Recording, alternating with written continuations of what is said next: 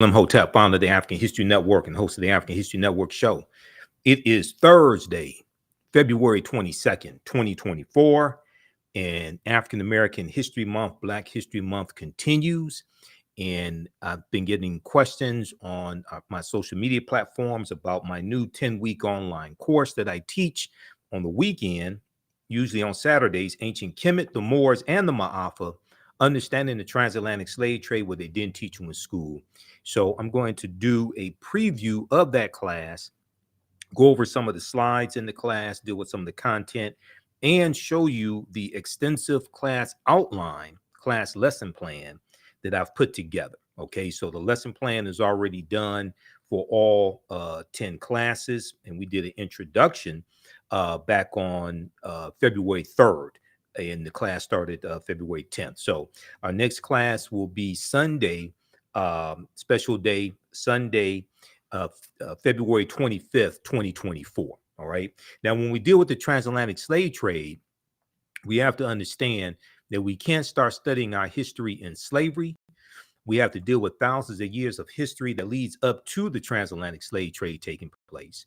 And we have the class lesson plan on our website, AfricanHistoryNetwork.com, so you can review the entire 10-week lesson plan. We have to deal with thousands of years of history that leads up to the transatlantic slave trade taking place. And we have to deal with the 800-year occupation of Europe by the Africans known as the Moors, who take the teachings from ancient Kemet, ancient Egypt, into Europe. And these teachings bring Europe out of the Dark Ages. Okay. So this class, I started teaching it in 2017. I've been studying history over 30 years. This class evolved out of a 4.5-hour lecture that I did back in January 2014. And in this 10-week online course, there are over 200 slides that I show you in the class that I put together. We look at 80 to 100 articles. There are 15 books that we reference. You don't have to buy any of these books to follow along in class. The video clips that I show you as well, interviews that I've done with many of our scholars, like Professor James Small, Professor Kabahaya Wata Kamene, Runoko Rashidi, etc. Dr. David Imhotep also. Okay, so this is a fantastic class. You can register for this class at our website, AfricanHistoryNetwork.com, AfricanHistoryNetwork.com. Class is on sale right now, $80. We do the sessions live. All the sessions are archived and recorded. You can go back and watch it anytime. And in class session number 2, we looked at some history dealing with African American History Month. We know February is Black History Month, African American History Month, created by Dr. Carter G. Woodson in February 1976. February 1926. It started February 7th, 1926. We know Dr. Carter G. Woodson was the co-founder of the Association for the Study of Negro Life and History, which is now the Association for the Study of African American Life and History, ASALH. We know he was a prolific writer. He wrote numerous books. His most popular book, The Miseducation of the Negro, in 1933. And I also talked about this year's annual theme for African American History Month, which is African Americans and the arts. African Americans and the arts. Okay, so we talked about that as well. And there's been an annual theme for African American History Month since 1928. Since 1928. So we went over this type of information in class number 2 also. All right. So some of the things that we deal with in the class, and I'm going to refer back and forth from the class outline that I put together to the some of the slides in the course also. Okay. So be patient with me as we transition. With the origins of Black History Month and Dr. Carter G. Woodson, we talked about Dinknesh, which means you are amazing in Amharic, and this was Australopithecus afarensis. These remains at the time that they were found in Ethiopia in 1974 were the oldest remains of any human. This was a pre-human, what's looked at as a pre-human. Australopithecus afarensis, her remains date back 3.2 million years. There's a global timeline of history that we use in the class also that comes from blackpast.org. So they have a good timeline of history. We talked about the Berlin Conference of 1884 and 1885, where these European nations come together to divide Africa, to continue to rape Africa of the mineral wealth, and so they can stop fighting and killing each other over the mineral wealth of Africa. So we deal with some of that history. I talked about a little bit of the history of Juneteenth, June 19th, 1865. Major General Gordon Granger goes into Galveston, Texas. And there was a good article from the New York Times that dealt with how most Americans don't understand the history of Juneteenth. Now, this article came out in, it was about June of 2021 when this article came out. But one of the things that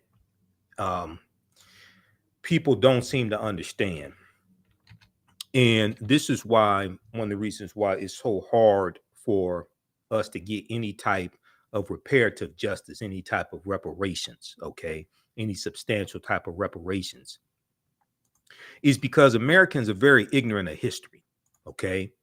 Americans are very ignorant of history, regardless of race or ethnicity. So there was this good article from the New York Times. Most Americans know little or nothing about Juneteenth, poll finds, and it found that 60% of Americans knew little or nothing about Juneteenth. And I would argue that most of what they think they know is false, because Juneteenth was not the last day of slavery, okay? Because June 19th, 1865, when Major General Gordon Granger delivered General Order Number 3 in Galveston, Texas, and then he and his troops of almost 2,000 Union Negro soldiers go all throughout Texas to bring Texas back into the Union, okay, because Texas has seceded from the Union. Well, the 13th Amendment is what legally frees the slaves and what legally ends chattel slavery in this country. The 13th Amendment was not ratified until December 6, 1865, when Georgia ratified the 13th Amendment. Okay. The Emancipation Proclamation did not free the slaves. That's January 1st, 1863. And in the class, we look at it, and I tell people to go to archives.gov and read the Emancipation Proclamation, or go to loc.gov, Library of Congress website, and read the Emancipation Proclamation, because it specifically tells you that the territories that are in rebellion, those territories that belong to the Confederacy, those slaves would be free if those territories did not come back into the Union by January 1st, 1863. But it gives exceptions. It gives exceptions to the border states, Maryland, Missouri, Kentucky, and Delaware. They were allowed to keep their slaves. Okay. Maryland did not abolish slavery until November 1864. Okay. And that had to be put on the ballot. They had to vote on that. The Emancipation Proclamation did not free the slaves. So one of the things that we do in this class, from class number 1, is dispel a lot of myths that are out here dealing with history. Okay. If you read, this is an article that we look at in the class, The Not Quite Free State, Maryland Dragged Its Feet on Emancipation During the Civil War. Now, this is from Washington Post, September 13th, 2013. Interestingly enough, September 13th is the day before September 14th, 1814, when Francis Scott Key wrote The Defense of Fort McHenry, which was a poem that became known as the Star Spangled Banner. And you see the video that I did dealing with the Black National Anthem and the Star Spangled Banner, how Francis Scott Key was a white supremacist slave owner who thought that African people were mentally inferior, and how the Star Spangled Banner, the whole song is a white supremacist song, not just the third stanza. Okay. But the vote was, the final vote was 30,174 in favor of freeing the slaves to 29,799 against. November 1st, 1864, Maryland slaves were declared free only a few months before Congress would approve the 13th Amendment abolishing slavery. Now, this is almost 2 years after the Emancipation Proclamation. So there's a lot of this history in mainstream media that I hear being repeated during Juneteenth, all this stuff that's just false. Now, Juneteenth is very important. It's very important that Juneteenth became a federal holiday. One, that's the only federal holiday that acknowledges slavery. Okay. You do have Emancipation Day, which is April 16th. Okay. But that's recognized not as much. That's largely celebrated in Washington, D.C. Why is April 16th significant? April 16th, 1862, that's when the Compensated Emancipation Act of 1862 was signed into law by President Abraham Lincoln. It passed Congress, passed the House, passed the Senate. It was a bill sponsored by an abolitionist, Senator Henry L. Tyler, out of Massachusetts. But this bill abolishes slavery in the District of Columbia, and slaveholders in the District of Columbia were paid reparations of up to $300 for each slave that they own. Okay. And as Tremaine Lee on MSNBC talked about Thursday, February 22nd, 2024, on Alex Wagner's show, and he has a podcast dealing with reparations on MSNBC, MSNBC's website, and dealing with podcasts. You had a few, maybe 5 or 6 African Americans who owned slaves because they bought family members out of slavery in the District of Columbia, and they collected on reparations also. Now, the slaves were never, those slaves that were freed were not given reparations. Read this article here from the, this is from Senate.gov. The Zen Education Project has one, but the one from Senate.gov has more information. Okay. Senate.gov is the official website of the U.S. Senate. Landmark legislation, the District of Columbia Compensated Emancipation Act. So I hear people misstate what happened. And I hear people say, I've been on panel discussions, and, you know, I've been on, you see me on Roland Martin Unfiltered on Fridays. I've been on it's been over 3 years. I started October 20th, 2020, and been on almost every Friday since then. I hear people say, oh, slave owners were given reparations during slavery here in the U.S. The slaves weren't given anything. Okay. This only applied to the District of Columbia. This is why we have to do more research. And this is why a lot of this stuff floating out here dealing with reparations, don't take this the wrong way. A lot of this stuff, Senator Henry L. Wilson, I should say, Senator Henry Wilson, a lot of this stuff is not going to go anywhere. Because if you're seeking a legal remedy to a historical problem, then that would imply that you understand both law and history.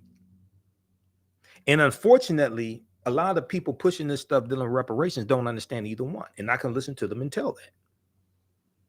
A lot of stuff is not going to go anywhere. They don't know how to make legal arguments.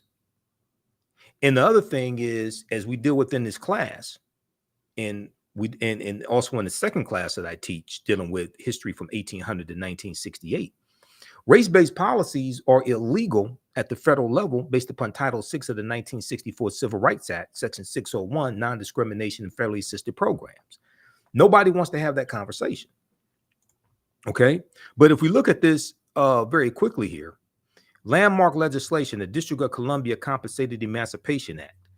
On a visit to Washington, D.C. in 1836, the site of a slave auction held in the shadow of the Capitol, the U.S. Capitol, convinced future Senator Henry Wilson of Massachusetts to, quote, give all land to the cause of emancipation, end quote.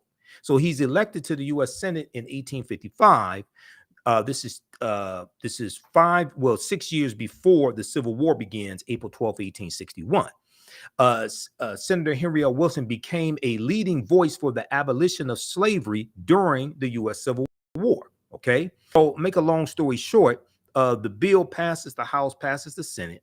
Okay, and then the President Abraham Lincoln signs it into law April 16, 1862. The bill freed enslaved people in the District of Columbia and compensated slave owners up to $300 for each person, that they own that was being set free. Now, the Hartford Daily Current, Courant, celebrated that, quote, not a slave exists in their shackles have fallen, never to be restored, quote. In the months following the enactment of the law, commissioners approved more than 930 petitions granting freedom to 2,989 formerly enslaved people. DC Emancipation Day has been celebrated in the District of Columbia since 1862.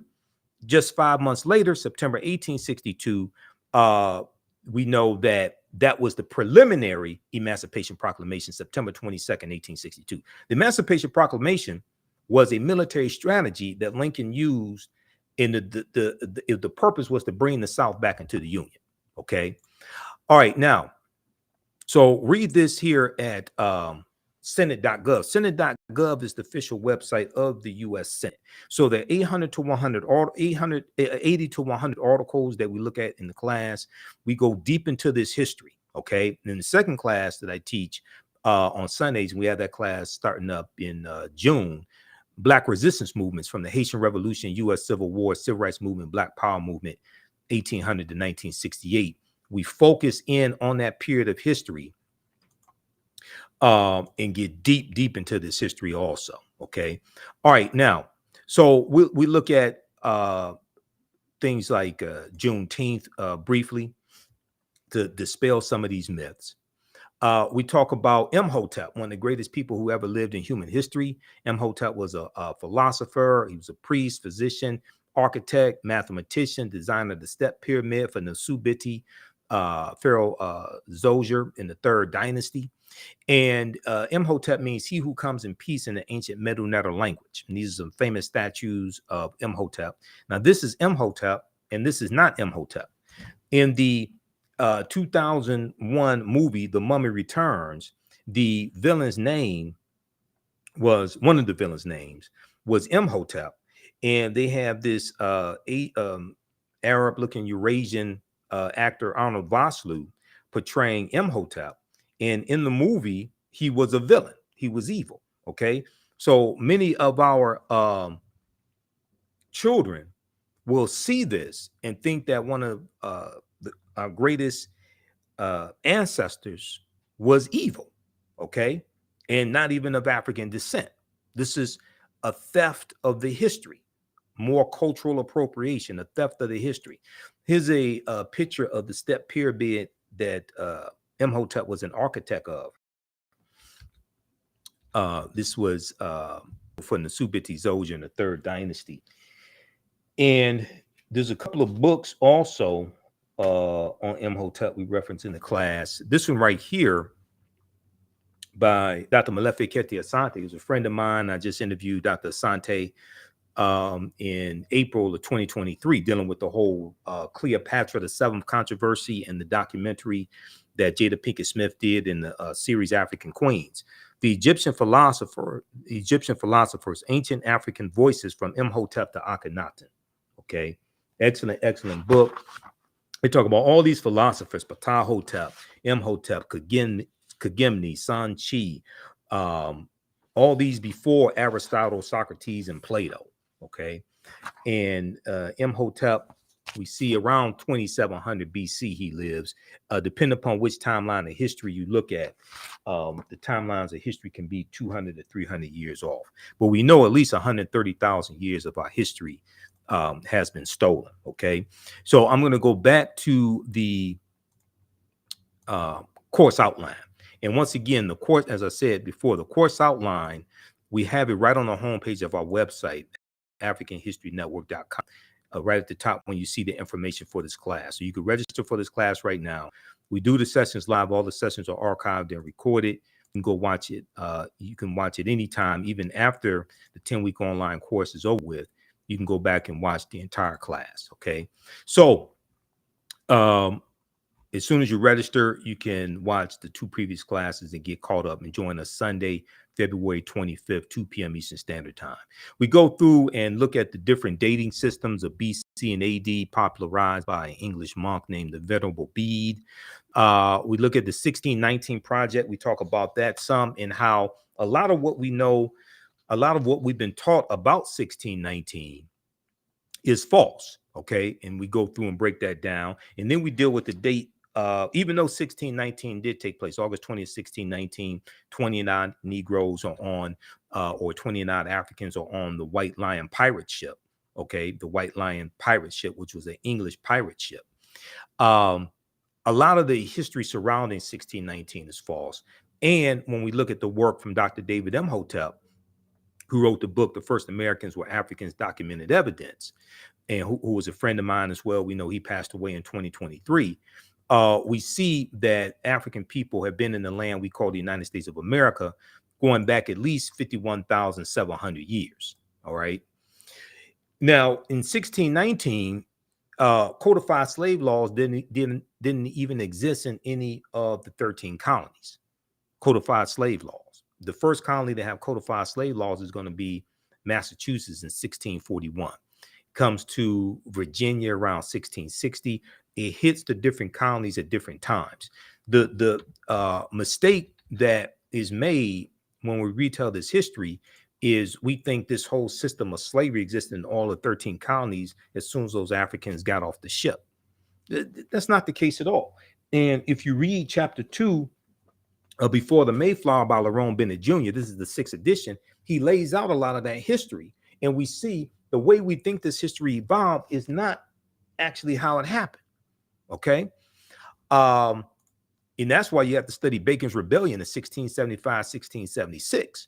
But this is a historical marker here at in Point Comfort in Virginia. And there's a good article called Much of What We've Been Told About Virginia's 1619 First Africans is Wrong. 1526 doesn't get talked about enough. And you had the Spanish who were trying to set up a permanent settlement here in the Georgia, South Carolina area. And they take 100 African slaves into that area in 1526. Those Africans are going to have a revolt and disappear. It's believed they went to go live with Native Americans. But this is 93 years before Jamestown, Virginia. How is it fixed? 1526 doesn't get talked about. But like I said, African people were here for tens of thousands of years before slavery existed, and we were here for thousands of years before the people who we call Native Americans came into existence. If you read The First Americans Were Africans, Documented Evidence by Dr. David Imhotep, and his new book came out in late 2021, The First Americans Were Africans, Revised and Expanded. On page 14 of his first book, he lays out evidence from an archaeological discovery in 2004 by Dr. Albert Goodyear in Allendale County, South Carolina, that shows an African presence dating back at least 51,700 years ago. And they look at 13 pieces of evidence, 13 different types of evidence. They found artifacts, architecture, campsites, carvings, Egyptian writings, footprints in lava, genetic M174D haploid groups dealing with DNA and genetics, linguistics, paintings, skulls, skeletons, structures, and tools. They found 13 different types of evidence, categories of evidence that thoroughly documents an African presence dating back at least 51,700 years ago. Now, this is before Native Americans came into existence. Now, this is not to take anything away from Native American history, but we all know that African people were the first people on the face of the earth. One of the things we look at in the class are archaeological discoveries. And there was an archaeological discovery coming out of Morocco in June of 2017 that shows how they found Homo sapiens. They found remains of Homo sapiens that date back 300,000 to 350,000 years ago. And this was found in Morocco. These are over 100,000 years older than the earliest remains that they had found of Homo sapiens sapiens, or modern man, Homo sapiens, that date back 195,000 years ago in Ethiopia. So the deeper they dig, the blacker the planet gets, the more research they do, the older we get. So when these different archaeological discoveries come out, they have to keep pushing the timelines back. You know, Juvenile had the song Back That Thing Up.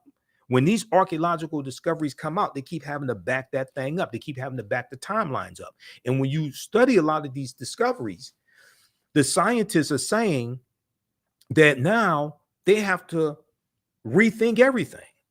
These archaeological discoveries are pushing the timelines back. And they're saying they have to rethink everything. So we've been led to believe that African people were the first people on earth, but they went all around the world, but did not come to North America.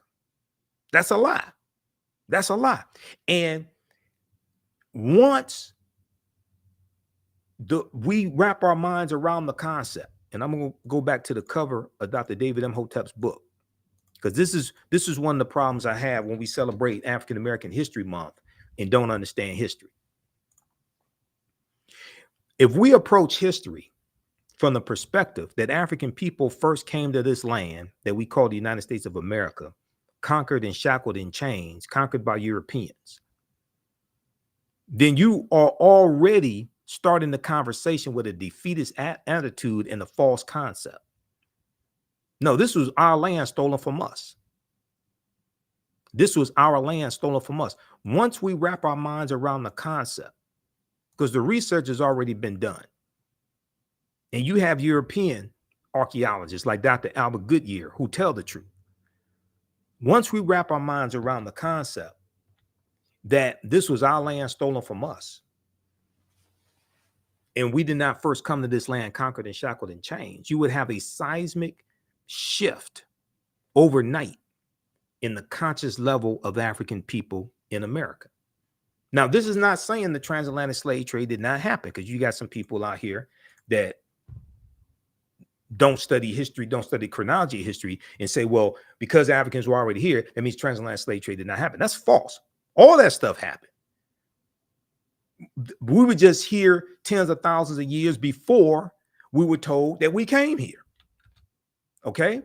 And one of the things we do in the class, we look at where Christopher Columbus goes on his voyages, and Columbus never came to the land that we call the United States of America. That's another lie that's told.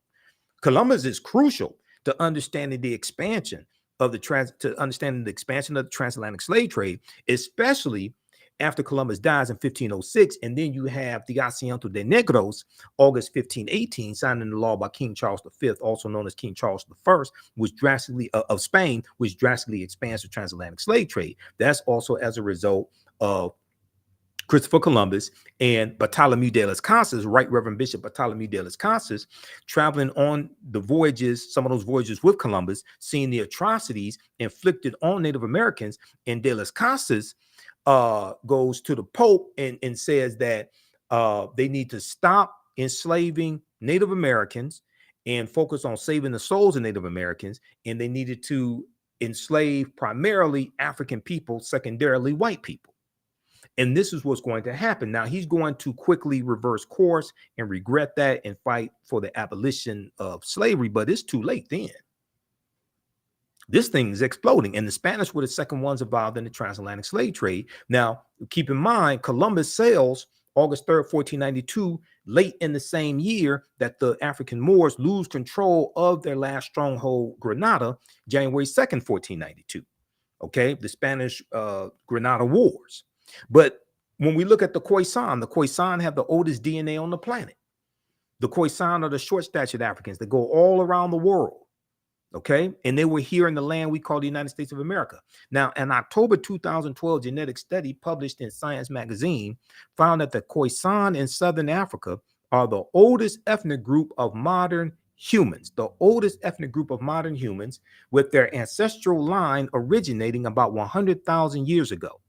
The Khoisan, formerly called by the derogatory term Bushmen, are also called pygmies, another derogatory term, are genetically unique, and no other currently known population had separated so early from our common modern human ancestor, according to the report. Now, these are two Khoisan women right here, okay? And short-statured Africans, the ancestors to the Ainu and the Twa. Now, the Khoisan live mainly in Southern Africa, territory spanning Botswana, Namibia, Angola, Zambia, Zimbabwe, and South Africa. They are largely divided into two groups: hunters and gatherers, or gatherers, known as the Sans people, and keepers of the livestock, known as the Khoisan people. Now, Sarah J. Baartman, Hottentot Venus, who was the Nicki Minaj, the Cardi B, the Megan Thee Stallion of her time, because she was paraded around Europe and shown off in freak shows as a freak of nature. She had huge buttocks. Okay. She suffered from steatopygia, which is fatty deposits around the buttocks and thighs. She was a Khoisan woman. She had large breasts, and she is going to die. It's believed a suicide around 26 years old, and it's also believed that she became a prostitute as well. Okay. So you go study, and I actually did a video dealing with the history of Sarah J. Baartman, who was Khoisan, who was Khoisan. You see striking parallels between her and Megan Thee Stallion, Cardi B, Nicki Minaj, Ruby Rose, Sexy Red, Sukihana, except she was sold into slavery, doing it unwillingly. Today, we've been convinced to dehumanize ourselves for money, and we do it willingly. Let that sink in. Now, the Khoisan languages include the distinctive click sounds, the click language, that are not found in the languages of their neighbors. There's a good article from AtlantaBlackStar.com called 5 Ethnic Groups That Prove the First Humans Were Black. 5 ethnic groups that prove the first humans were Black. Okay, so we go through and look at this history, look at archaeological discoveries, all different types of things like this, and provide you with the evidence. Okay, and if we go back here to the course outline, and like I said, I've been teaching this class since 2017, and the course has evolved immensely since 2017. Okay, and here, this is the first time that I've taught the class when I have the whole course outline completed up front and published as well. Okay, so you all can check this out at our website, AfricanHistoryNetwork.com. You can register for this online class right now. The content is PG-13. You can use this information with your children also. Okay. We talk about the film Black Panther. The film Black Panther deals with African history, African culture, African language, African spiritual systems. There are 11 different African cultures that we see represented in the film Black Panther, but also the language spoken in the film Black Panther is a Bantu language called isiXhosa. Okay, isiXhosa is a real African language, so we deal with that. And then we talk about the skit from the Richard Pryor show, 1977, where Richard Pryor is a Egyptologist. 1909 is 1909 in Egypt, and this deals with why the history and culture, or why all this was stolen. He comes across the book of Coming Forth by Day, or what they call the book of life in the skit. So we talk about Bantu languages as well, like Kwanzaa is a Bantu language. And there's also a piece that deals with Black Panther, Wakanda Forever is rich in mythology. And it talks about the real life African and indigenous inspirations behind what we see in the film Black Panther. Okay. One of the things I deal with early in the class is the term African American.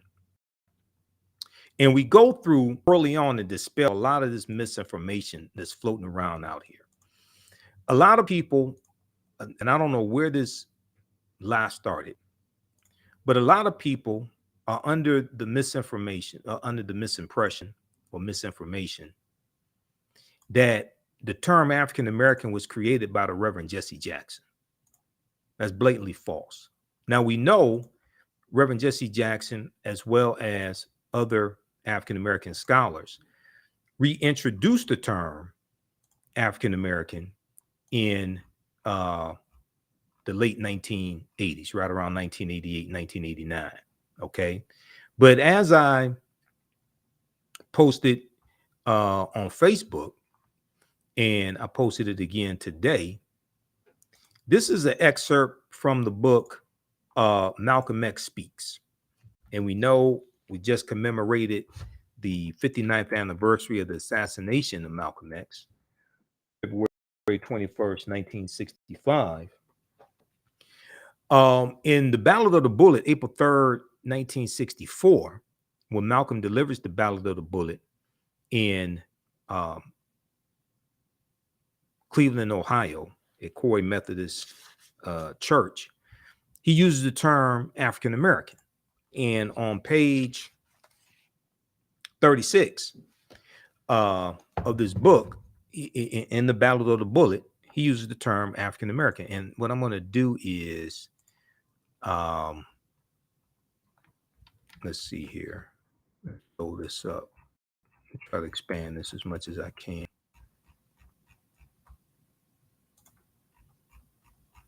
Let's look at this here. So here's the post. I also posted this on our fan page, the African History Network as well.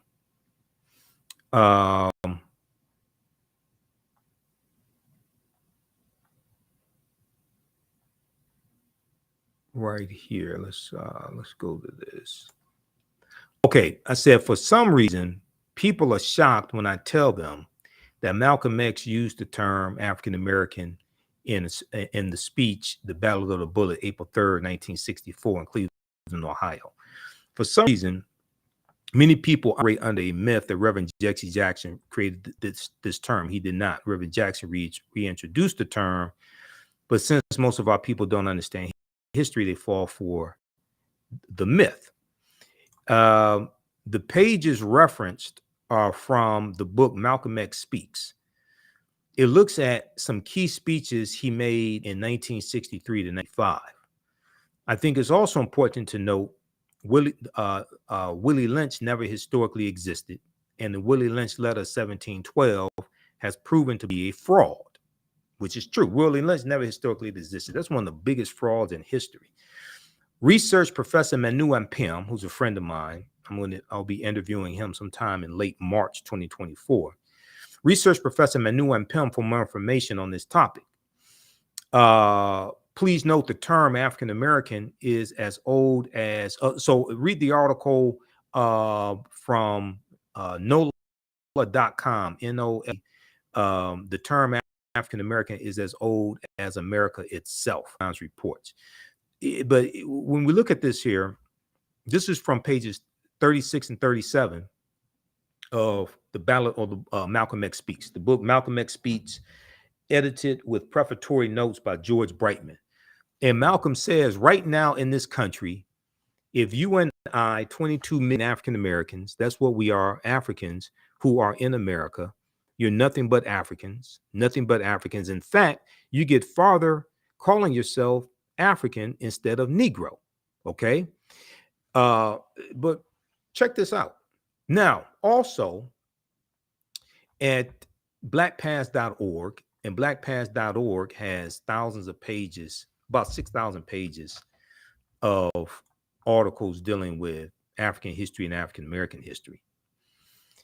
They have the transcript of the Battle of the Bullet speech, and let me see which date is this.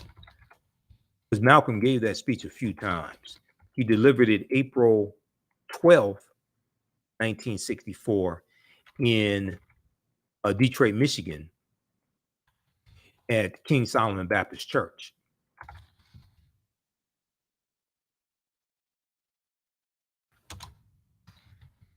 But let me pull this up from Black Past. Because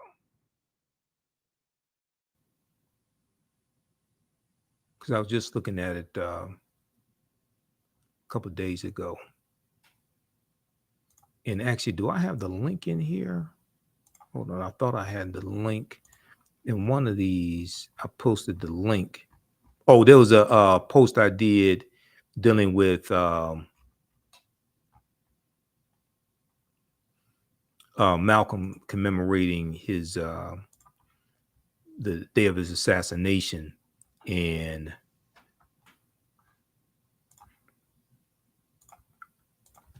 I have the link to the Ballad of the Bullet there. But let me pull this up right quick for you.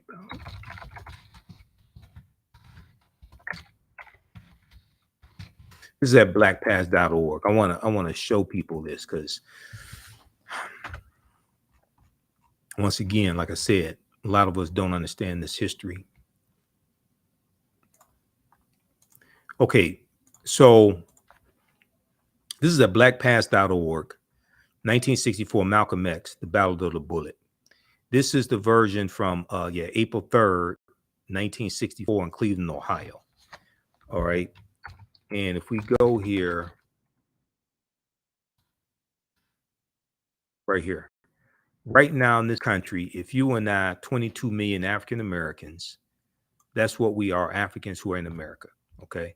This is Malcolm. We were using the term African Americans in the 1960s. I don't know where this lie started that Reverend Jesse Jackson created that term. Professor James Small, one of my teachers personally, he told me personally that he said we were calling ourselves African Americans in the 1960s. So let's, during African American History Month especially, can we please expose these myths and stop spreading these lies? Willie Lynch never historically existed. Jesse Jackson did not create the term African American. African people did not first come here August 20th, 1619. Yes, August 20th, 1619 did happen, but we were here for thousands of years before that. Okay. All right. How you all like this type of information? Give us a thumbs up, give us a heart, give us a like on this broadcast.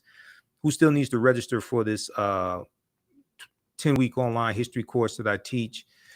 Normally we do it on Saturdays, 2 p.m. to 4 p.m. Eastern Standard Time, or 5 p.m. Eastern Standard, 2 p.m. to 5 p.m. Eastern Standard Time. But I am speaking at a Black History Month celebration that my fraternity Phi Beta Sigma is doing along with our sisters, the Zeta Phi Beta Sorority Incorporated. And it's going to be at, it's this Saturday at Mary Grove College. So I won't be able to teach the class on Saturday. So we're going to do it Sunday, February 25th, 2 p.m. Eastern Standard Time. So you can register for the class right here. Just click right here, register here. And on the next page, just click on enroll. And like I said, we have the class lesson plan here, lays out all 10 classes. Okay, so you can see the type of information that we're going to cover. We have the information to register for the class in the thread of the broadcast also. And I'm going to post it here as well. Okay, yeah, class number 3. And we do the sessions live. All the sessions are archived and recorded. So you can go back and watch this anytime, watch the classes anytime, even after the course is over with. You'll still have full access to the class. Okay, so you don't lose that. So a year from now, 2 years from now, you can go back and watch the entire course. Okay, and I should change that. It's going to be next class. It's going to be Sunday, February 25th. Here we go. All right, let's continue here. Let's continue looking at here at the course outline.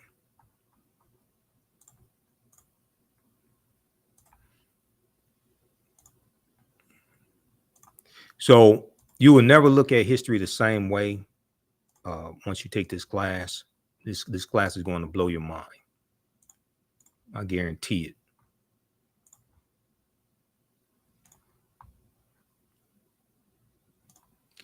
All right, so we look at the term African American, and the earliest recorded usage of the term African American goes back to 1782 in Philadelphia, Pennsylvania.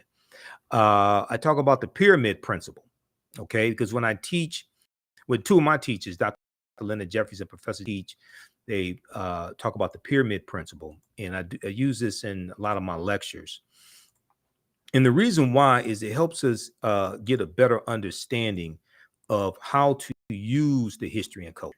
Okay, it's more than just speaking African languages, wearing African clothing, playing djembe drums, eating African food, things like this, right? So here's a picture of the pyramid of Khafre at Giza. And a pyramid has three sides. At the foundation of the pyramid is African history and culture, okay? It's African history and culture that gives us our foundation. It gives us our values, our interests, and our principles, our VIPs, our values, our interests, and our principles. This gives us our self-esteem, our self-development, our self-worth. It gives us a cultural paradigm that we see reality through.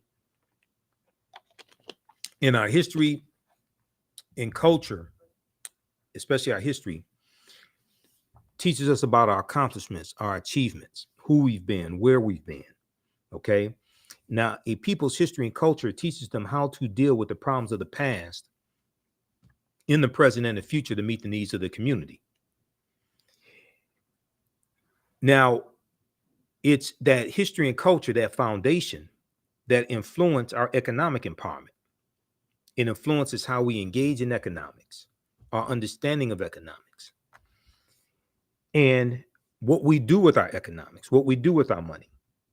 Our $1.6 trillion GDP, gross domestic product, that African Americans have, influences the type of businesses that we have, the type of institutions that we build, but also how we engage in economics. Do we use white capitalism dressed up in red, black, and green and pass this off as black economics or black capitalism?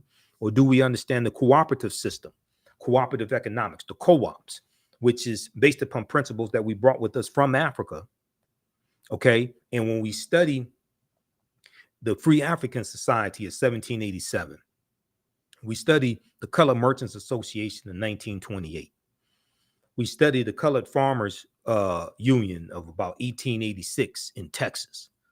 They're operating based upon the cooperatives, where the members of these organizations are also owners, and they work together to help one another prosper and survive. So these are ancient principles, and every ethnic group in America used their history and culture to fight for scarce wealth, power, and resources. And for African Americans, we've largely been stripped of our history and culture. And we're trying to adopt European principles for business and European principles for economic empowerment, things like that, that largely don't work for us. We need to study these Tulsa, Oklahoma, Black Wall Street, North Tulsa, because it was the true reformers cooperative founded in 1881 that helped produce a lot of the prosperity that they had. Okay. Yes, oil was discovered there in the early 1900s. Yes, some of the early landowners got land because of the Black Freedmen Indian treaties of 1866. That's true. I deal with all that history. But also, you had cooperatives there also. Okay. So when we study our history, we see a deep, rich history of cooperative economics. So we deal with that to get a better understanding of the cooperatives. Okay. We talk about Dr. David Imhotep as well, in the First Americans with Africans, documented evidence. We look at archaeological discoveries, like the one out of the Greek island of Crete in 2010, where they found stone tools on the Greek island of Crete that date back at least 130,000 years ago. But Crete has been an island for more than 5 million years. So they believe that those people had to have sailed there. Okay. So these would have been African people. Okay. And they believe that those people had to have sailed there. All right. Which now scholars like Runoko Rashidi and Dr. Charles Finch, they've been telling us for years that modern man is 300,000 years old, as opposed to 75,000 to 100,000 years old. So we know at least 130,000 years of our history has been stolen. So these archaeological discoveries like this don't surprise me, but we deal with them in the class. Okay. We talk about the Khoisan of Southern Africa have the oldest DNA on the planet. There's a good article, Africa's oldest ethnic group fights to keep ancestral land away from Amazon. We talk about Sarah Baartman, and then we look at the adultification bias in African American girls. and how adults perceive studies show adults perceive African American girls to need less nurturing and know more about sex than white girls at an earlier age. Need less nurturing and know more about sex than white girls at an earlier age. Where on earth, where in the world would they get something like that from? Where would they get a stereotype like that from? Well, I don't know.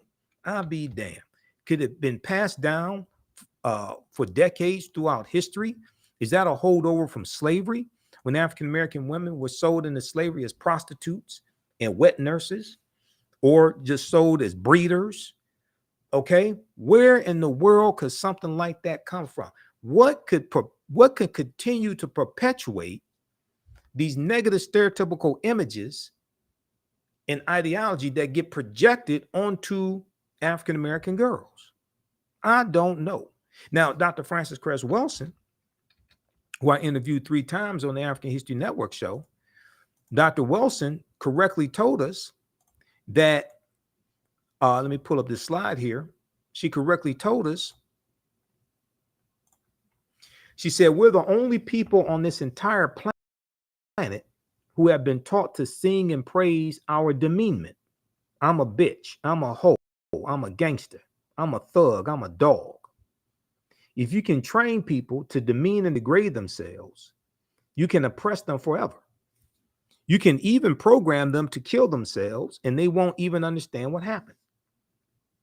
Now, unfortunately, I made the mistake of watching Megan Thee Stallion's performance at the Essence Festival 2023, because on Hulu, if you have the Hulu streaming service, they had the Essence Music Festival prime time, and they streamed it live on Hulu.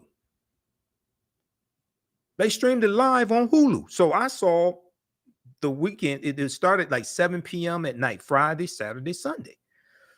So I watched different performances. Trina performed. I saw Janelle Monáe. I saw Lauryn Hill perform. I saw a number of different performances. Megan Thee Stallion came on. She was the last performance on Sunday. It was actually early Monday morning, because she came on, I think she came on about 1 a.m., something like that.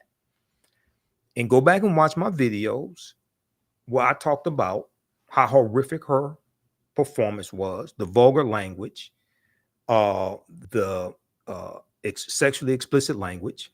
And I saw Trina's performance, the baddest B Trina. Okay. You don't know Nan, Trina, that, had the song with Trick Daddy. If you listen to Trina's lyrics in her performance and Megan Thee Stallion's lyrics, Megan Thee Stallion made Trina sound like Mother Goose. Megan Thee Stallion made Trina look like a Girl Scout.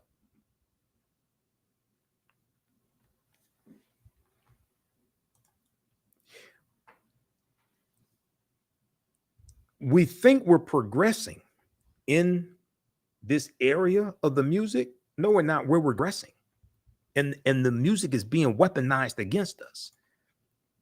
And too many of us don't understand history enough to understand the warfare that is being waged against us through the media, through the music. If you want to destroy a nation, you do it through the music, because the music hits the youth first. And they're least equipped to be able to fight back against it, to understand what's going on.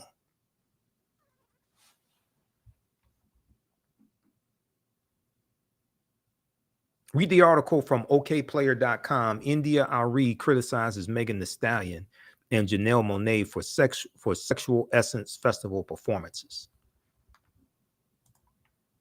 Also, watch my critique of the song WAP by Cardi B and Megan Thee Stallion, where I said they will only allow Negroes to put out music like this. They're not going to allow they will never allow Taylor Swift to put out a song like that, because you only protect what you respect.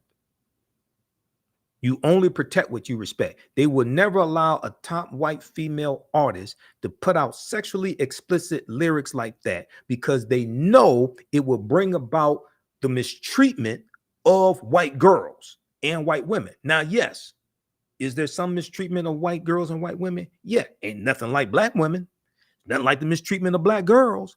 And they know if you put out music like that, it justifies the mistreatment. That's why they only allow us to do that. I had somebody say, oh, but Madonna had lyrics. Yeah, show me lyrics from Madonna as sexually explicit as what? From Cardi B and Megan Thee Stallion. They got 60 million views over the first weekend that the video was released and uploaded to Cardi B's YouTube channel. It got 13 million views the first day. It was released on a Friday. That weekend, it got 60 million views. Show me something equivalent that white people are doing sexually explicit like that blows up on social media like that. They don't do that because you only protect what you respect. They allow Negroes to do that because that's how they expect us to act, because that's how we've been programmed.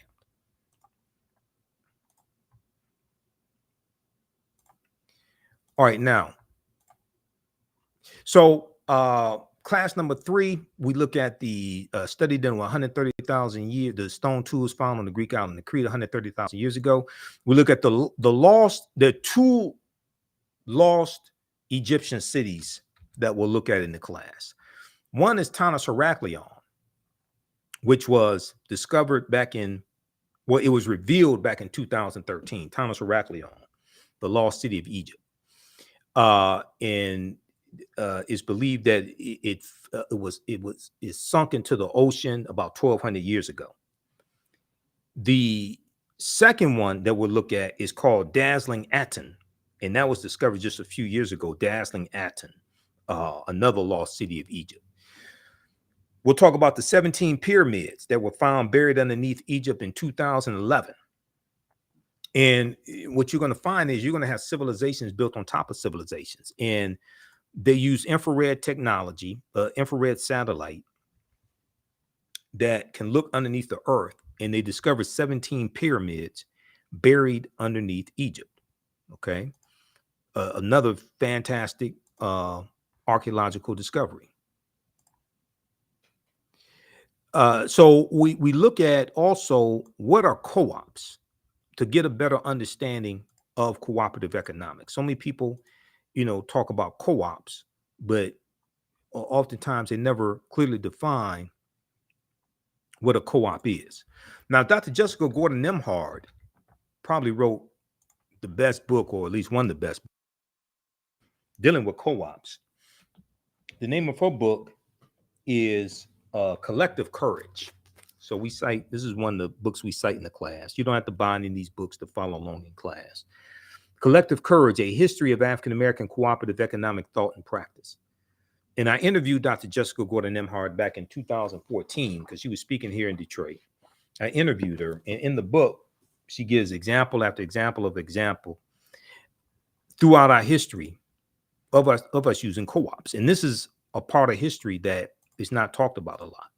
But what are co-ops? The Black cooperative movement has always been parallel to the Black liberation and civil rights movement.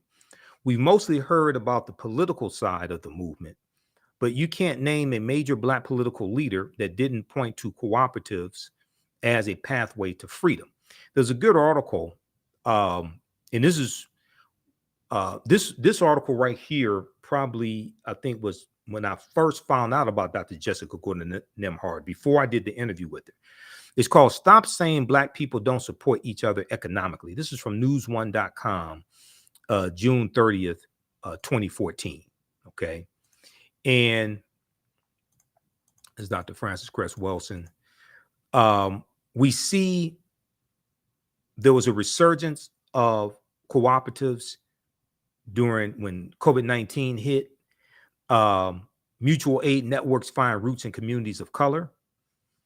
Amid the unfolding disaster of COVID-19 have been moments of generosity, whether it's people pulling together support for college students who've been tossed out of dorms, or collecting money to help restaurant workers, street vendors, and movie theater employees pay for their medicine, groceries, and rent.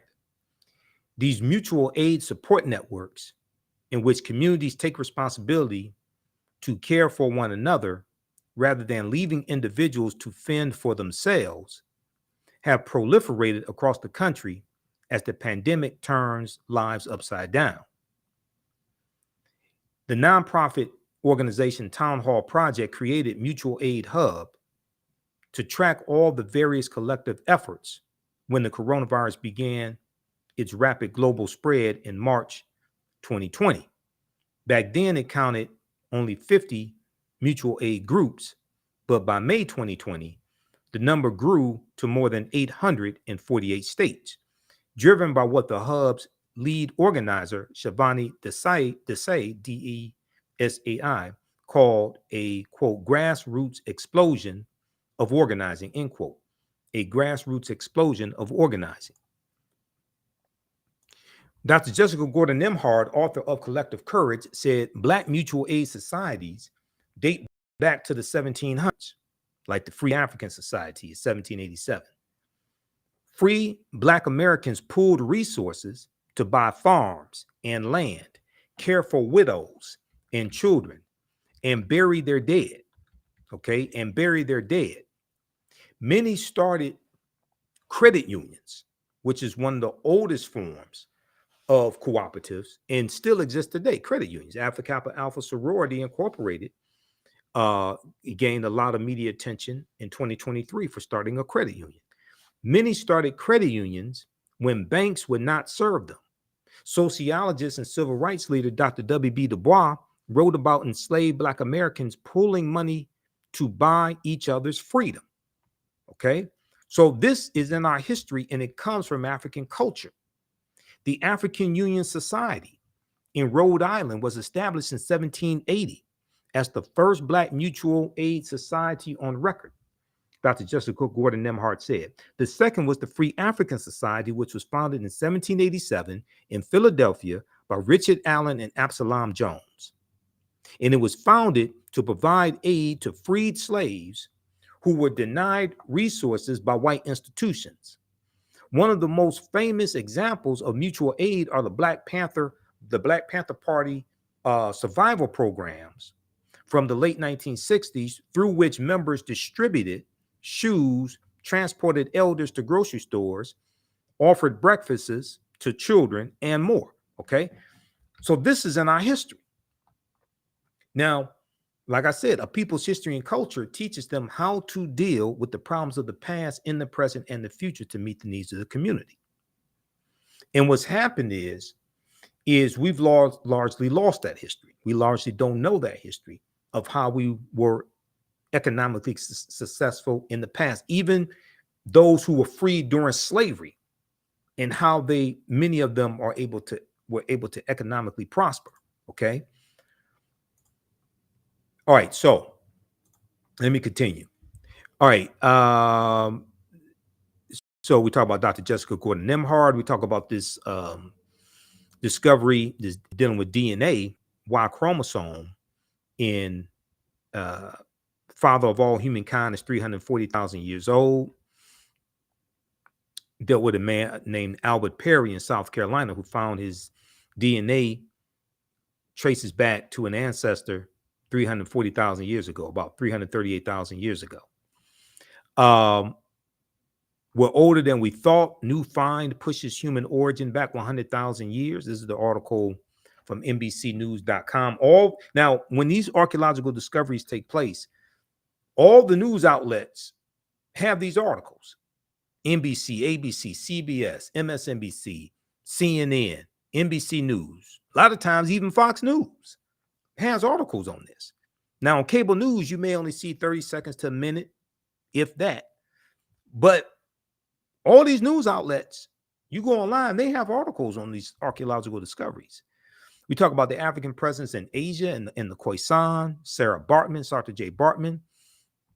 Another discovery, mastodon skeleton found found in California dates back about 130,000 years ago. And the paleontologists are saying that the skeleton was smashed apart, and the way it was smashed apart had to be smashed apart by humans. Okay, now if that's true, that puts an African presence in California 130,000 years ago. Okay.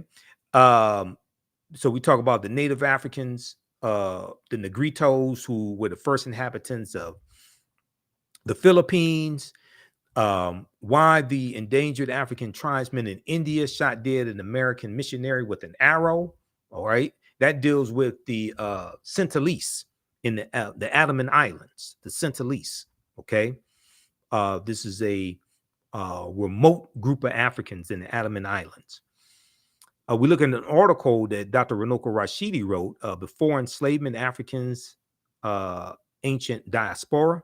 He wrote this article for AtlantaBlackStar.com. I interviewed Runoko 6 times. So I share an excerpt of an interview I did with Runoko. I think it may have been my last interview with him, because we were trying to set up another interview before he passed away.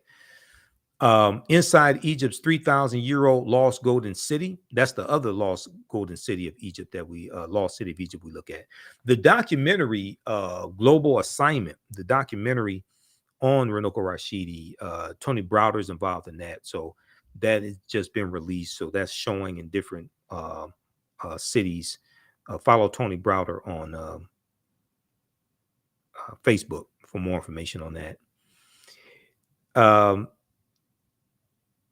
And then we talk about the judgment scene coming out of ancient Kemet as well, where we see the balance of the scales and the scales of Ma'at by Anpu or Anubis, the jackal-headed deity. We look at an excerpt from the first Americans were Africans documented evidence dealing with the Olmec heads in Mexico and the Mandinka Egyptian Olmec connection.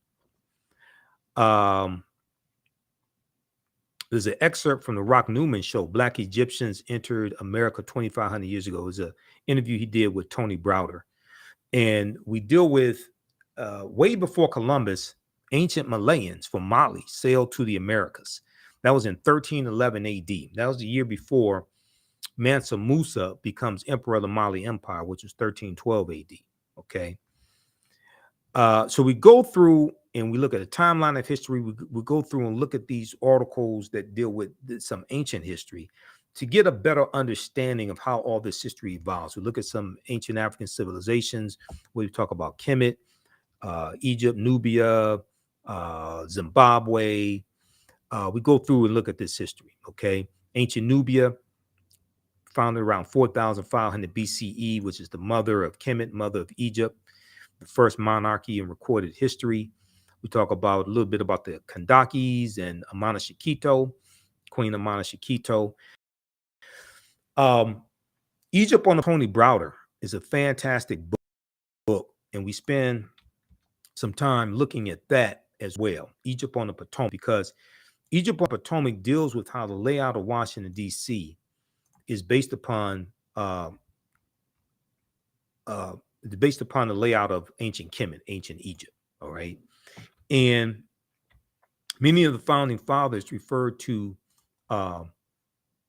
Washington, D.C. as Egypt of the West. Okay. Egypt of the West. So when we look at the Washington Monument, that's 555 feet tall. The Washington Monument is a copy. It was actually a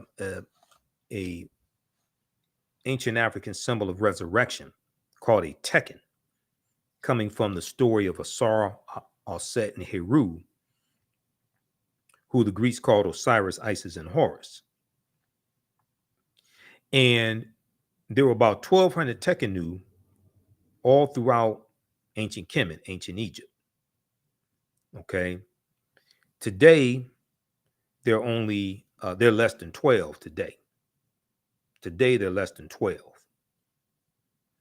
So we see a picture here of a Tekkenu, or a Tekken for singular, Tekkenu for plural. We see this here in Egypt. And we see that they've been taken to other cities around the world. Tekenu from ancient Egypt, taken to cities around the world. London, England, New York City, Paris, France, as we see the ones here. There's a good article from face-to-faceafrica.com called Cleopatra's Needle, How 3 Ancient Egyptian Obelisks Ended Up in New York City, London, England, and Paris, France. And in this, an excerpt of the article says, ancient Egyptians called obelisks Tekenu.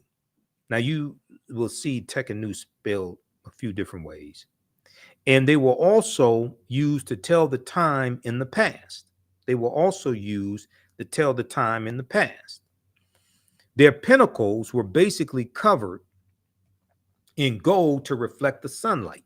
Historians say that obelisks represented immortality and eternity, and their long structure helped connect the heavens and the earth.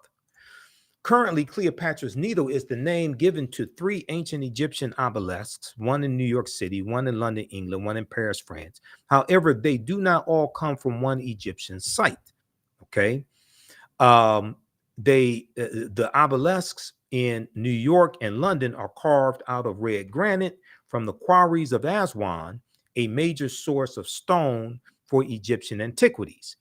The 2 obelisks were commissioned by Nesubiti or Pharaoh Thutmose III for the Temple of the Sun in Heliopolis near modern-day Cairo, with each weighing about 224 tons and 68 feet tall. Okay, so this is African culture taken around the world, but most of us don't associate it with Africa. We associate it with the people who are in those areas where it's taken. We think it's something that white people created. Oh, the Washington Monument. That's named after George Washington. We think it's something white people created. But the foundation of Freemasonry are the teachings from the ancient Egyptian mystery system. Okay? Now, here's a famous statue of Asar, Aset, and Heru, who the Greeks called Osiris, Isis, and Horus. Asar, the father, is in the middle. And in the class we deal with, Heru being born of a virgin birth on December 25th. And where a lot of this stuff comes from. Okay? So that gets recycled and reinterpreted through various people's cultures over thousands and thousands of years.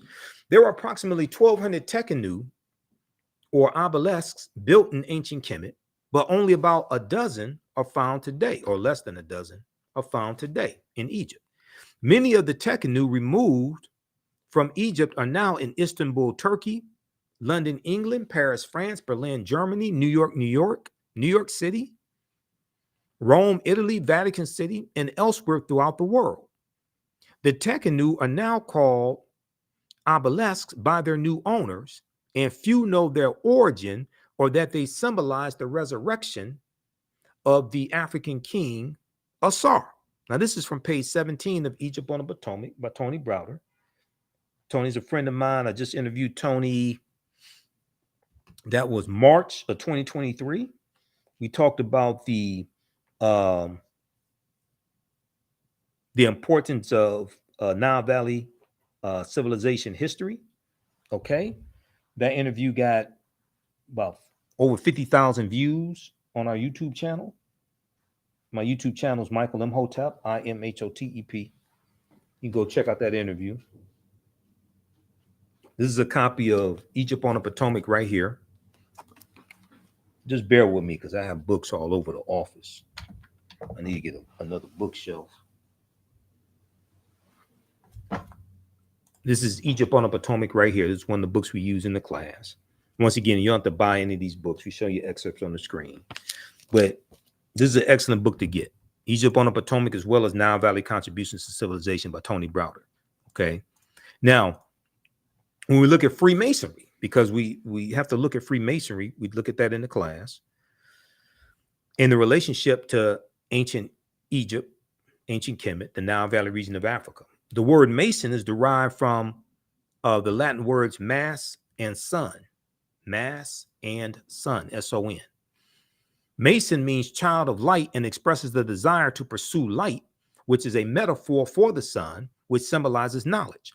The term child of light or sons and daughters of light was first used to identify students who had completed 42 years of study in the temples of ancient Kemet.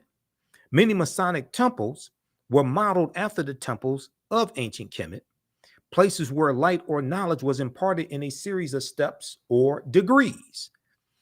So the whole concept of going to institutions of higher learning and getting your credentials in a series of degrees, associate's degree, bachelor's degree, master's degree, PhD, that whole concept comes out of ancient Kemet in the ancient Egyptian mystery system, out of the temples, where they went to study for 42 years.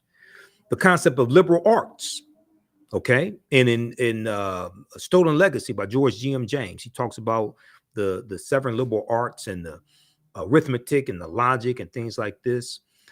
He talks about the quivium and the quadrivium, the trivium and the quadrivium, I think it is. But all that comes out of the Nile Valley region of Africa.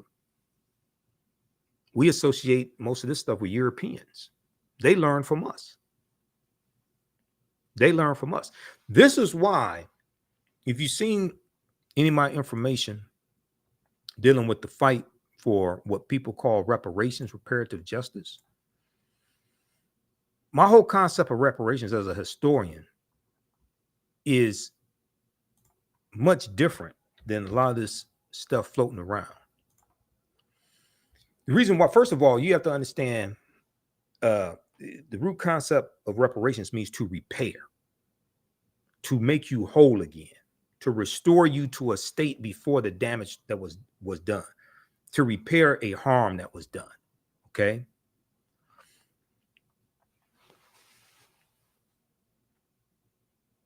If we're talking about repairing the damage done to African Americans,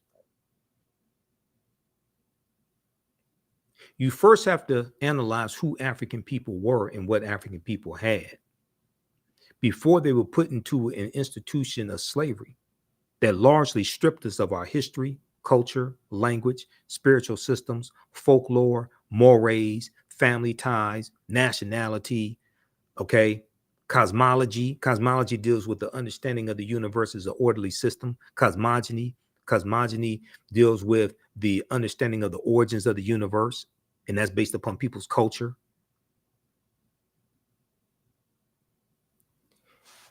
You have to analyze who we were before we were put into the institution of slavery and what we had. If you want to talk about repairing the damage of something, if you start the conversation with us already enslaved, stripped of those things, that means you don't understand that you don't understand.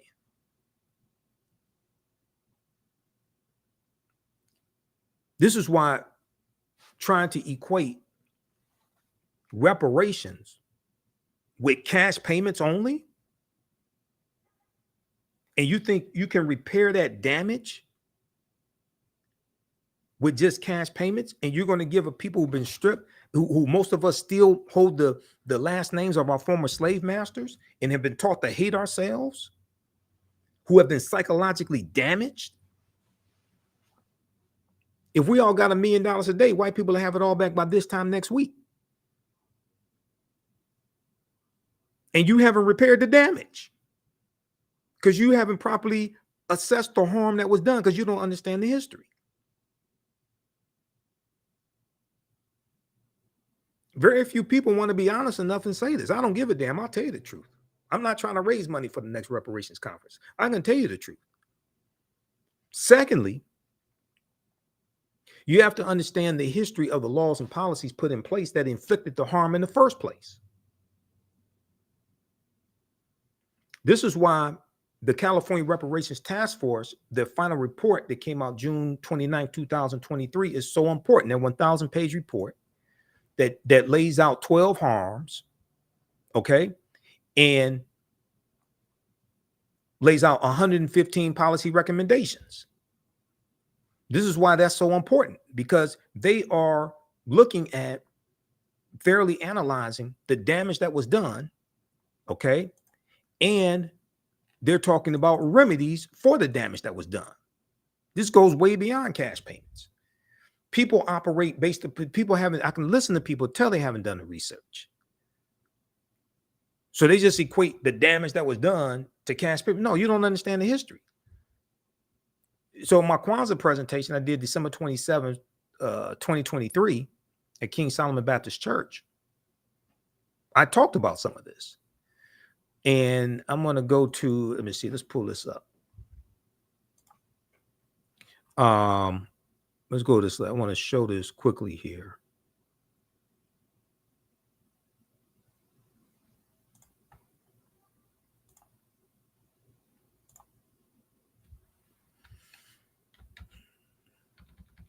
Because most people haven't read the executive summary. You read the 74-page executive summary, you get a much better understanding of this.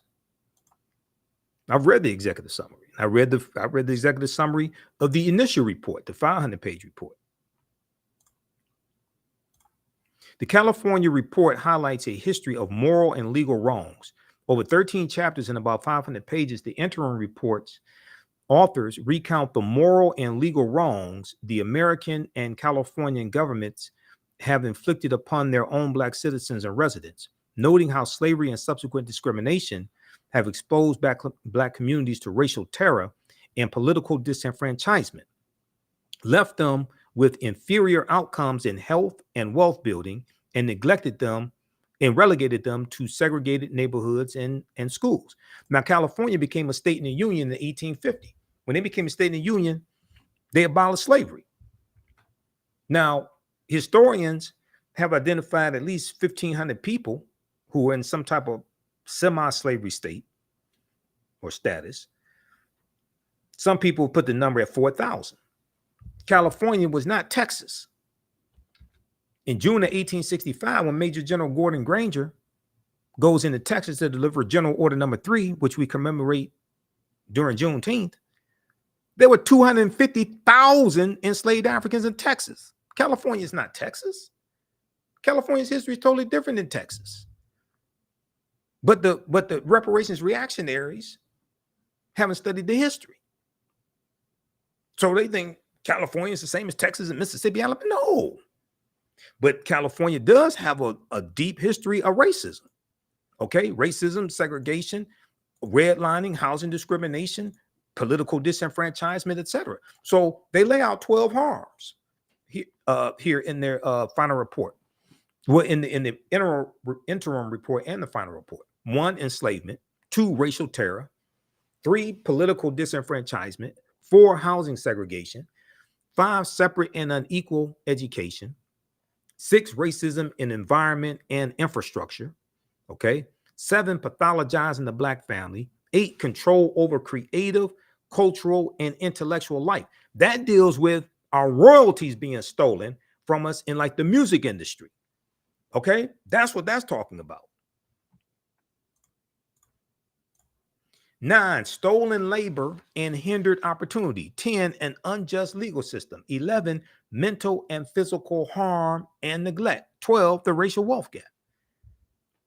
So then they go through and they show how laws and policies at the federal level harmed African Americans across the country, and then specifically how laws and policies, similar laws and policies in the state of California harmed African Americans. So there were 115 policy recommendations are designed to repair that damage, or at least begin to repair that damage. That's the result of the 12 harms. That's the result of laws and policies. It was laws and policies that put us in this predicament. It's going to be laws and policies that take us out of this. This goes way beyond a check. Because once you spend the money, the laws and policies are still in place, inflicting the harm. You haven't scratched the surface. This is what a lot of people don't understand. Now, ideally, some form of cash payments can be part of a comprehensive reparations package. Ain't no in the hell. Understanding history and law, no in the hell reparations should just be cash payments. You're not going to repair anything. And by this time next week, white people have most of that back. And the only thing you've done is stimulated their economy. And those laws and policies that continue to inflict the harm, that maldistribute wealth, power, and resources, those historical, those structural inequities, they will still be there. They haven't changed. But the Amazon website will crash every 10 minutes. The Mercedes-Benz showrooms will be empty. But the health disparities, maternal deaths of African-American women, 3 times more likely to die during pregnancy or pregnancy-related deaths, that'll still be there. When you look at us being discriminated against, when we look at the values of our homes and valued at $48,000 less than comparable white homes, which is a collective $156 billion, as the Brookings Institute documented a few years ago, that'll still be there.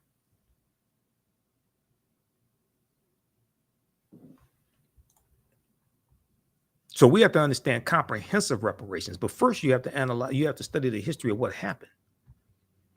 And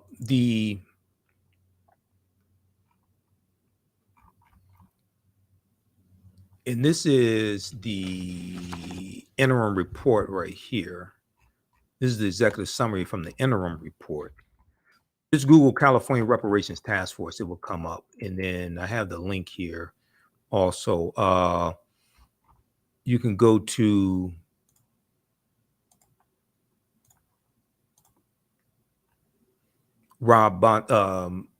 oag.ca.gov, Office of Attorney General, oag.ca.gov. That's Rob Bonta in California. Just search for the California Reparations Report because they have the final report right here.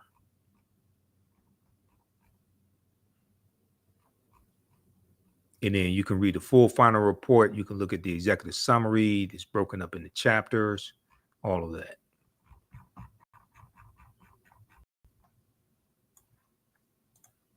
Okay, give us a thumbs up, give us a like, give us a heart on this broadcast.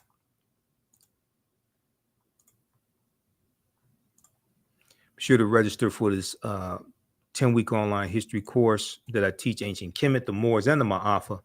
Understand the transatlantic slave trade, what they didn't teach you in school. So we talk about Egypt on the Potomac. I saw an interview that Tony Browder did on News One Now with Roland Martin back in 2015.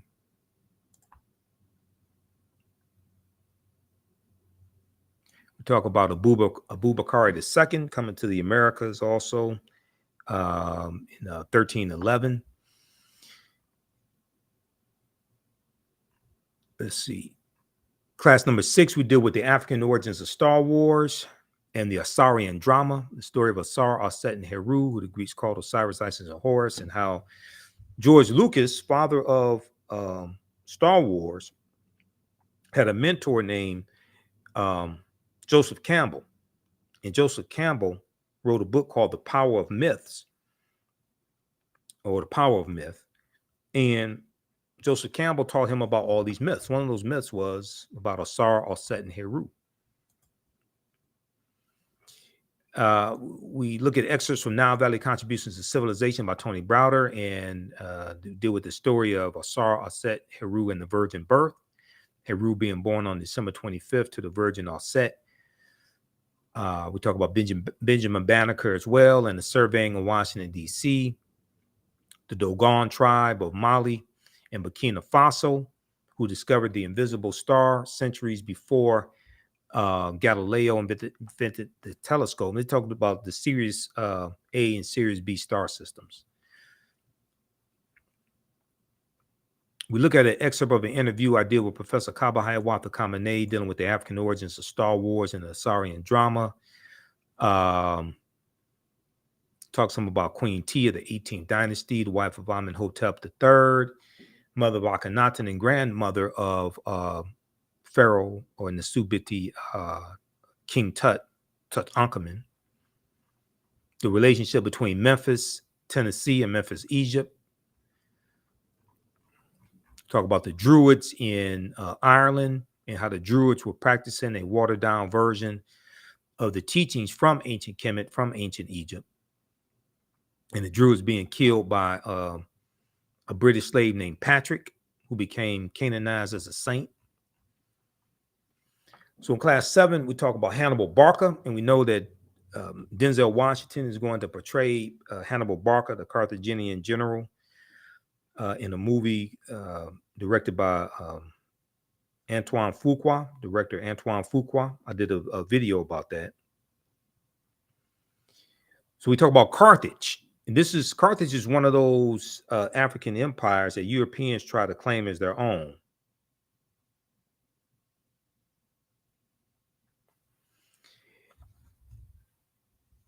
So, and we do a Hannibal Barca, Publius Cornelius Scipio, and the Battle of Zama 202 BC. We talk about the Battle of Cannae 216 BC, one of the greatest military victories in history, where Hannibal defeats the Roman army. The Roman army has about 80,000 men. Hannibal has 50,000. He's one of the greatest military strategists in history. And we deal with why Africa was not named after Publius Cornelius Scipio, because he takes the surname Africanus, and Africanus is Latin, means belonging to Africa. He takes the surname Africanus after he defeats Hannibal Barca at the Battle of Zama in 202 BC. So once again, we had a whole history backwards. We look at the relationship between the teachings coming out of the Nile Valley region of Africa and the development of European secret societies.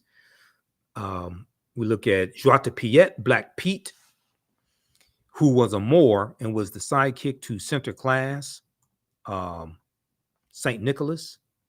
And this is the precursor to Santa Claus. This is where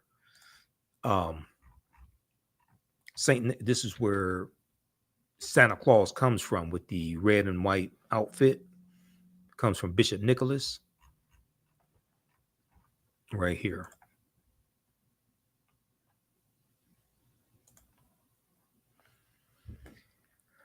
So there's a whole backstory to this myth also. So we deal with that. Let me pull up the slide. So we deal with this also in the class, because this it continues to show the influence of the African Moors. And in the Netherlands, in early November, they celebrate Sinterklaas and Joie de Piet coming to the Netherlands, coming on a steamboat from Spain. And we know it was the Iberian Peninsula, Spain and Portugal, where the Moors go in 711 AD, led by Tariq ibn Ziyad, and the Moors are going to conquer the southern portion of Spain.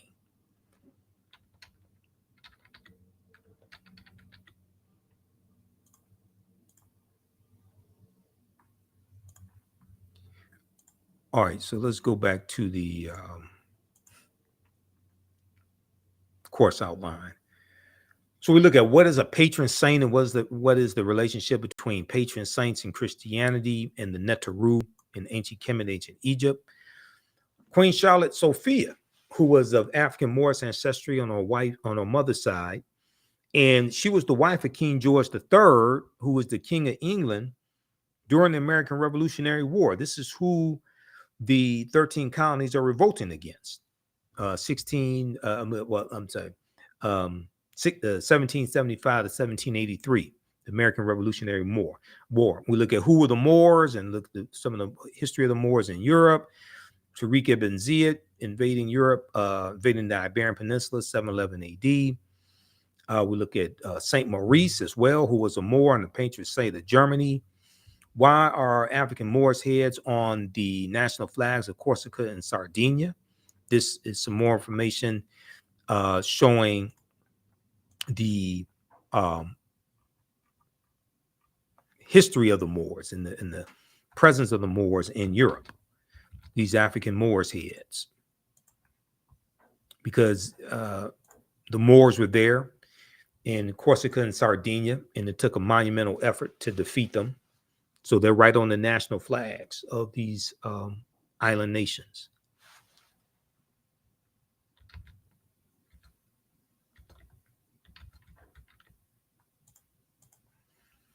All right, going back to the course outline. So class number 8, we look at how did the Moors lose power in Spain? And one of the books we reference is Golden Age of the Moor, edited by Dr. Ivan Van Sertima. I have that book around here somewhere. Oh, right here.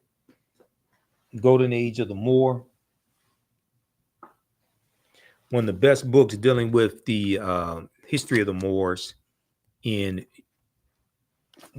the medieval time and in Europe.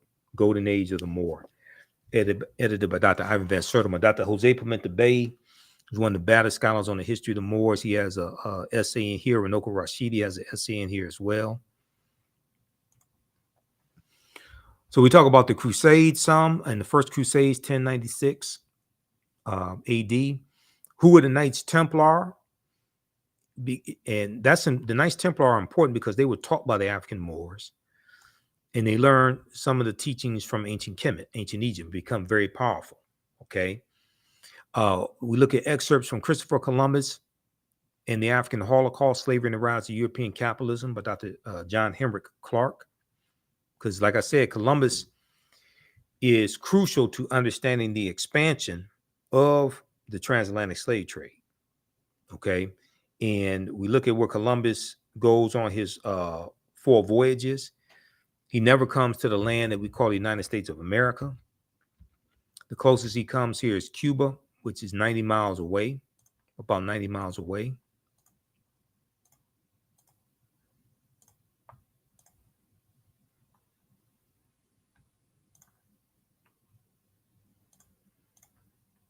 If we look at this here, let's look at this here. Where's Columbus? That's the wrong one.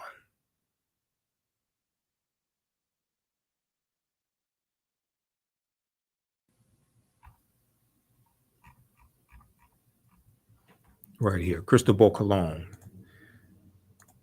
Cristoforo Colombo. Okay. When we look at where he goes on his 4 voyages, and if you go to history.com, official website of the History Channel, and just search for Christopher Columbus, it will show you where he went. He never came to the land we call the United States of America. August 3rd, 1492, he set sail. That's his first voyage. Set sail on the Nina, the Pinta, and the Santa Maria. He goes into the Bahamas, which he calls San Salvador. He goes into Cuba and Hispaniola. We know the western third of Hispaniola is where the island of Haiti is, but all that was a Spanish colony first. And in 1697, the French are going to take over the western third of the island of Hispaniola, and they're going to name it Saint Dominique. But those Africans are going to have a revolt, okay, and call it Haiti, which we call Haiti. Second voyage, September 1493, goes into the West Indies and Boricuan, Puerto Rico, which we call Puerto Rico today. It goes to Jamaica, 1494, conquers all that territory. Third voyage, May 1498, Trinidad and Venezuelan mainland, South America. Fourth voyage, May 1504, he goes into Panama and Honduras in Central America, conquers all that territory. They're going to set up plantations, especially sugarcane plantations. The early, about 1501, 1502, they start taking Africans into those territories and enslaving them. So this is a deep history. And your understanding of politics is directly related to your understanding of history. So when you start getting to this history, especially looking at Spain, things like this, and what Spain conquered, then you start getting a better understanding of what's going on today. Especially in the second class that I teach, that deals with history from 1800 to 1968. Okay, and then we look at the Portuguese are the first ones involved in the transatlantic slave trade starting in 1441. okay, when they go into what's modern day Mauritania. So class number 9, we look at the doctrine of discovery, Dom Diversis, 1452. What is a papal bull amongst the Catholic Church? The Treaty of Tordesillas, June 7th, 1494, where the Pope divides the non-Christian world between Spain and Portugal and tells them to go out and conquer the non-Christian world.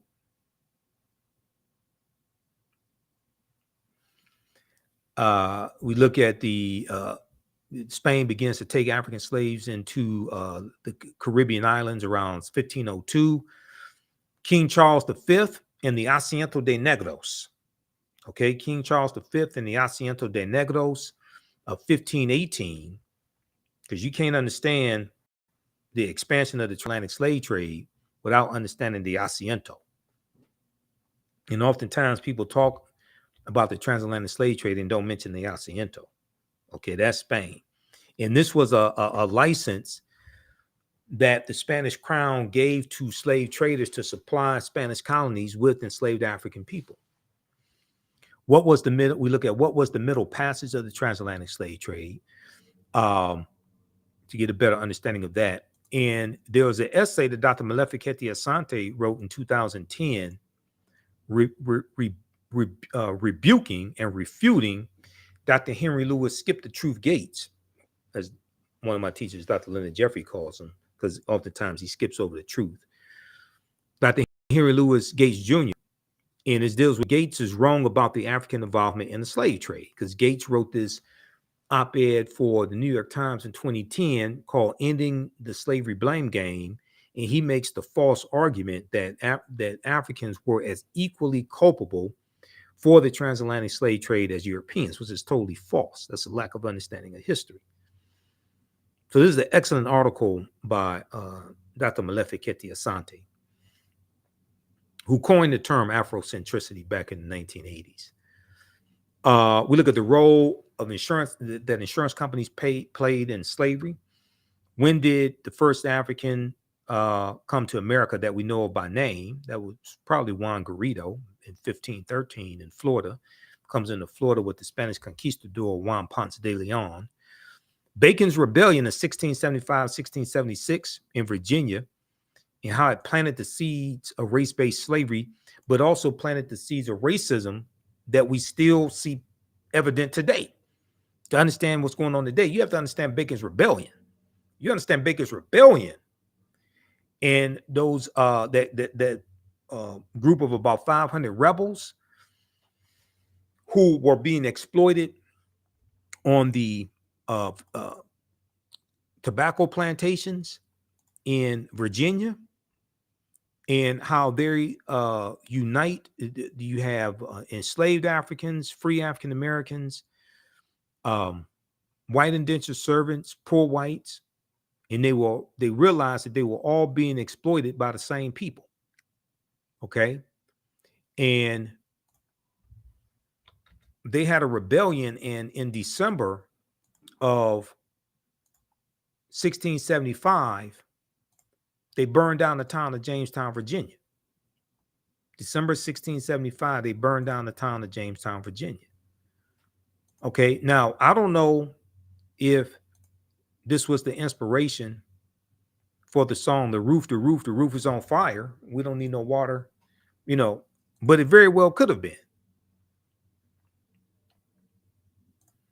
And there's a good article from Britannica.com, the history of the idea of race, the history of the idea of race.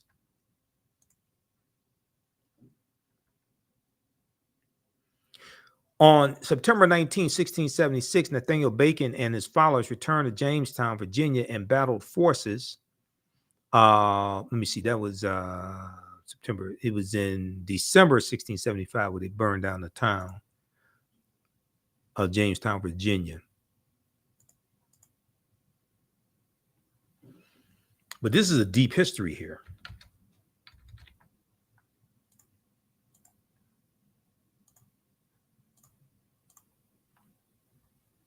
We deal with did African Americans own slaves and why? Because oftentimes we were buying family members out of slavery. Okay. You did have some people that take advantage of that, but when Dr. Carter G. Woodson did his research on this, he looked at 1840, I think it was 1840, and he found that almost 50% is estimated that 50% of African Americans that owned slaves, they were buying family members out of slavery. We saw this in Washington, D.C. also when we dealt with the Compensated Emancipation Act of April 16th, 1862. We deal briefly with the fake Willie Lynch letter, 1712, the tragedy of the Lusden slave ship, January 1st, 1738. And look at the origin of negative images in the media and how they're rooted in slavery and minstrel shows. Okay, that's class 10. So this is, like I said, this is a class where we get deep into the history. You never look at history the same way. There's over 200 slides that we look at, slides that I put together myself, 80 to 100 articles.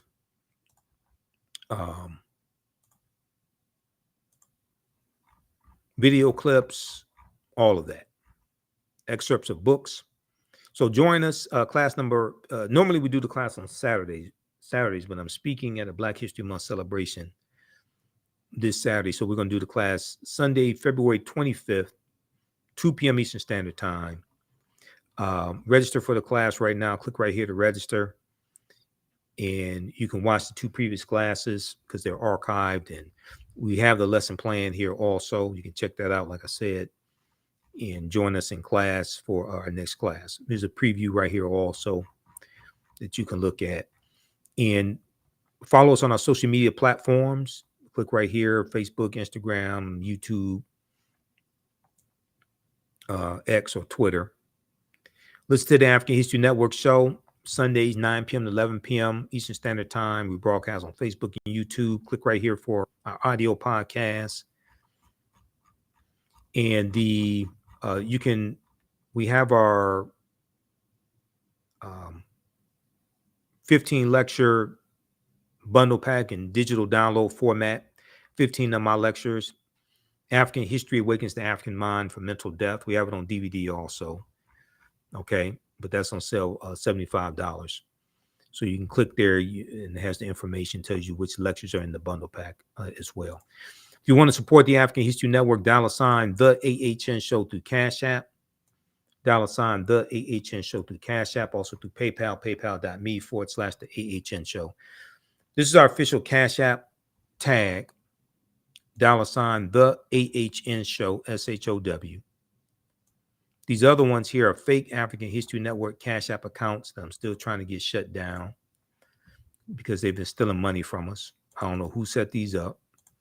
There's a total of 5 out there that I've identified that are fake. So that's why I created this graphic. And we have the link right here for Cash App. When you click on it, it shows our Cash App tag. So this helps us keep doing the research, stay on the air, keep broadcasting, pay some of the bills, etc. Here's our link for PayPal also. Okay. All right. So look, hopefully you learned a lot today. Register for this course. You can use this information with your children. Like I said, the content is PG-13. It's not overly graphic. I don't do a lot of cursing or anything like that. But you're going to learn so much in this class. This is a great time of the year to start learning this history and take this information with us throughout the year. Okay. All right. So thanks for joining us today. Share this broadcast on your social media platforms. Follow us on our Facebook fan page, The African History Network, our YouTube channel, Michael Imhotep, our Instagram page, The AHN Show, our other social media platforms. Remember, right knowledge corrects wrong behavior. It's not over till we win. Wakanda forever. We'll talk to you next time.